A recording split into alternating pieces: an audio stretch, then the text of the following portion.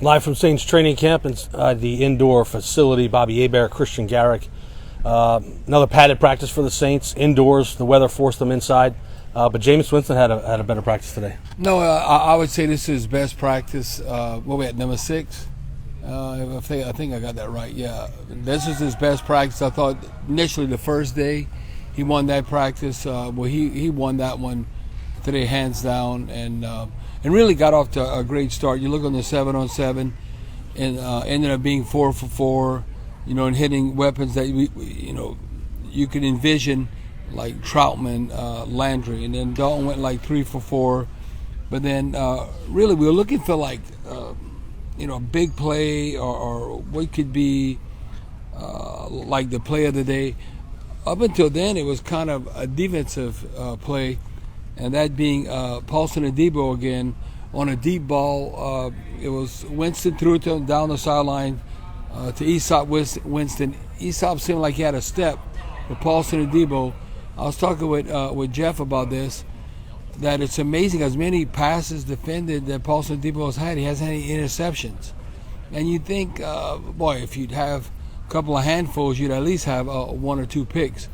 But Paulson Adebo continues to stand out. But talking also with Deuce, that's why I asked Coach Allen about his techniques and all that, because you don't want to be overly aggressive. You want to be able to jam and be handsy, but you have to know when to not be handsy, because you don't want to be like, they're not going to call a penalty in practice, then you get in the game and they get you for holding.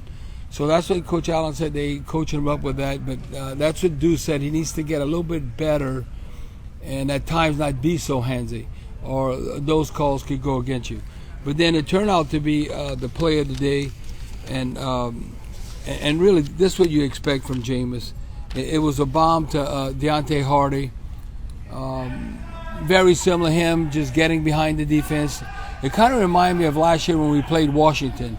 In Washington, that type of bomb play. And ended up getting over the top.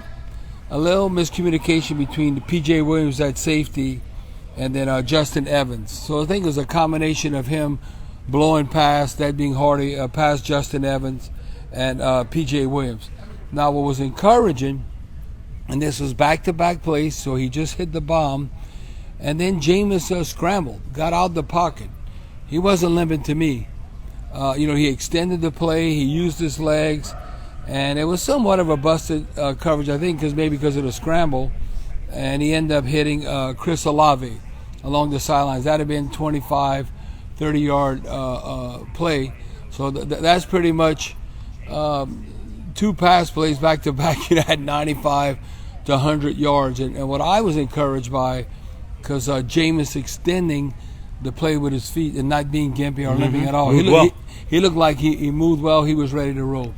Who's that number 3 up there? Hebert on that Muriel. Oh, Hebert, that's kind of good company. By Pat Swilling, by Jonathan Vilma.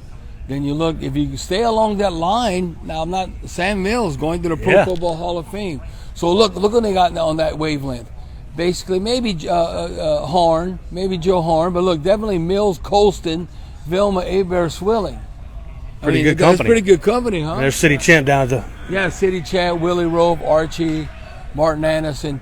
I tell you, that's one of the most proud things that I'm on that. I bet. That's elite company over there. Yeah, that's you're talking about 3 Hall of Famers right there. Yeah, that reminds me of... Soon to be a 4th. Late 80s, early 90s heyday. Yeah. Kind of... I'll look up to those banners now and then, and, I'll look at 87, 91, 92. I'm not going to talk about the 90 banner. Because that was the team went 500. They were 8-8 and still made the postseason. That was Steve Walsh and John Forcade. But that 87 one, boy, the 91. What I remember about that one, we were NFC West champions. We won at Phoenix, and that's when Coach Marr would get emotional. You think, the tough Marine. Yeah.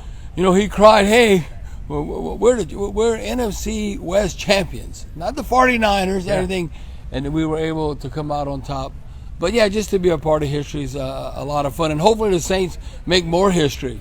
Let's hope so. Yeah, you look all of the banners here. You can look 2020 NFC South champions, and boy, when you look at that, 4 years in a row being NFC South champions, and then we all know what happened last year. I think we were good enough to be in the postseason, but Put it this way: I'll be shocked if when we come back at this time next year, they don't have. I'm not. It might be a wild card banner, right? But at least we have a banner up there for the 2022 season.